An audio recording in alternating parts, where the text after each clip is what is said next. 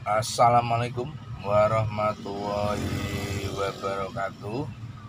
Selamat pagi teman-teman semua dimanapun Anda berada. Semoga teman-teman yang sudah mengklik video ini selalu dalam keadaan sehat ya, selalu dalam lindungan Allah Subhanahu wa taala, dan selalu dilancarkan rezekinya. Amin. Oke teman-teman, pagi ini kita bagi-bagi info ya. Info pagi ini adalah bagaimana cara kita mendeteksi kerusakan ringan di semua sistem dalam mobil kita, mobil yang kita bawa ini ya. Oke teman-teman ya, jadi pada dasarnya kita ini membawa mobil atau menjalankan mobil itu meskipun kita tidak bisa memperbaiki sendiri misalnya ya. Misalnya mobil kita tidak bisa, mobil rusak kita tidak bisa memperbaiki sendiri, namun setidaknya kita tahu ya penyebabnya ya. Oke teman-teman ya, deteksi yang pertama ada kita misalnya rem kita ya, ini misalnya di bagian brake ya atau rem kita ya. Misalnya lampu rem ya, misalnya lampu rem ini misalnya mati ya. Kalau lampu rem itu mati satu, kemungkinan besar itu adalah bolamnya yang putus teman-teman ya. Tapi kalau lampu remnya itu putus dua, nah ini bisa di sambungan kabelnya, atau mungkin di sekringnya, atau mungkin di switchnya, di switch yang di dekat pedal rem itu teman-teman ya.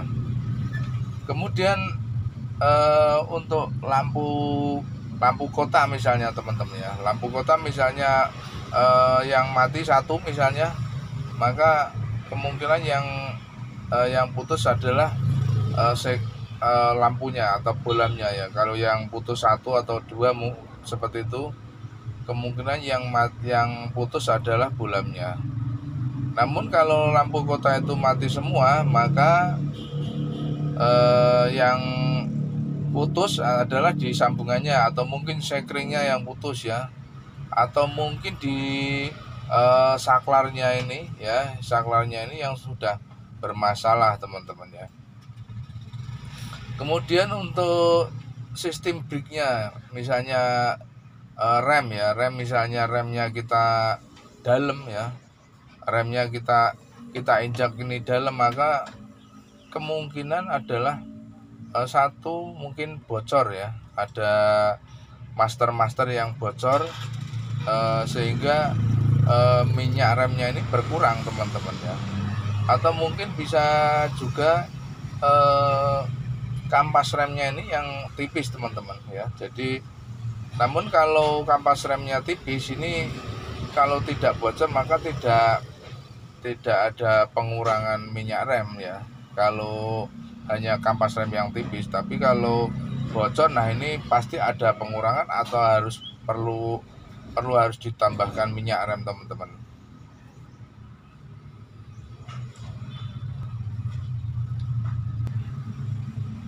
Kemudian teman-teman, misalnya mobil kita susah di starter ya teman-teman ya, mobil kita susah di starter, misalnya kita kontak on ya, kita kontak on itu di lampu indikatornya itu tidak hidup ya, mati. Nah ini aliasnya aki mobil Anda ini sudah ngedrop teman-teman. Jadi saya yakin kalau di kontak on sudah tidak hidup, maka di starter sudah tidak kuat ya, sudah tidak kuat.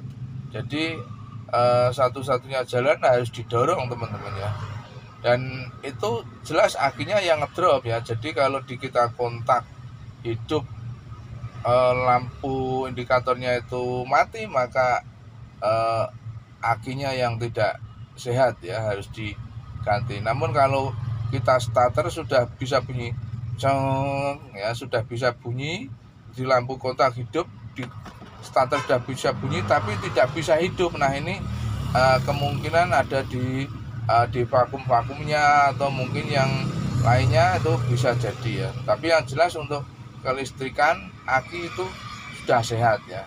Tapi starter susah itu kemungkinan juga di mungkin vakumnya atau apanya itu bisa ya, yang jadi tidak di bagian aki.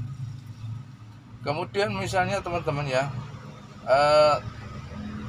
jadi mobil kita itu kan kadang kalau sudah berjalan ya, sudah berapa kilo gitu atau sudah hidup itu mobil itu kan panas ya teman-teman. Nah, namun panas itu ada ukurannya ya. Jadi di sana sudah ada ukurannya, biasanya seperti seberapa ya.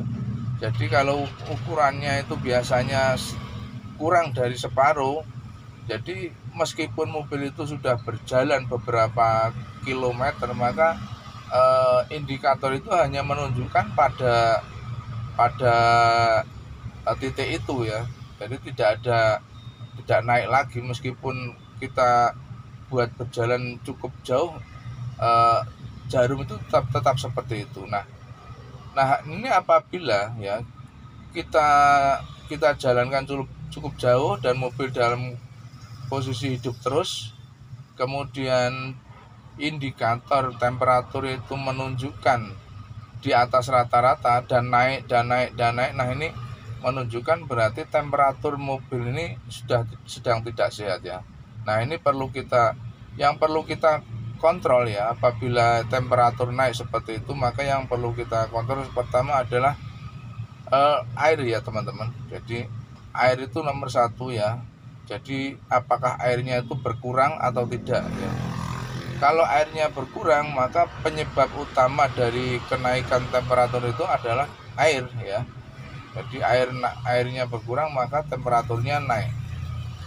Namun apabila temperatur naik waktu kita cek di radiator, ternyata radiatornya itu penuh, maka penyebab utamanya adalah bukan air ya. Bisa jadi di frame-nya ya, saluran airnya di dalam frame radiator itu mungkin sudah mampet ya, atau sudah banyak karatan begitu ya, sudah banyak endapan, jadi airnya itu mengalirnya itu tidak lancar. Jadi meskipun sudah kita blayer, namun air itu tersumbat teman-teman. Nah, jadi temperatur bisa jadi naik ya, walaupun airnya penuh teman-teman. Nah solusinya adalah harus kita korok teman-teman ya, harus kita bawa ke tukang radiator, kita korok atau kita servis ya. Jadi biar kotoran dalam radiator itu hilang teman-teman. Nah indikasi mampetnya radiator itu bisa juga kita lihat waktu mobil masih hidup ya. Misalnya mobil masih hidup, kemudian kita starter, kemudian kita blayer ya, kita gas, air itu seperti apa teman-teman ya. Kalau airnya di dalam lubang radiator itu seperti mengalir ya, seperti air mengalir itu berarti radiatornya itu sehat ya. Jadi begitu mobil kita starter, kemudian kita gas, airnya mengalir seperti air di dalam sungai itu mengalir seperti biasa, itu radiatornya sehat. Namun apabila mobil hidup kemudian kita gas, airnya keluar ya, airnya menyumbul keluar. Nah ini berarti radiatornya itu juga bumpet teman-teman ya, ini tersumbat. Nah ini juga perlu kita lakukan pembersihan atau kita serviskan di tempat radiator ya. Oke teman-teman, ini pagi ini kita bagi-bagi info sedikit-sedikit aja ya. Semoga bermanfaat ya. Tetap bersama channel Indomajos ya. Wassalamualaikum warahmatullahi wabarakatuh.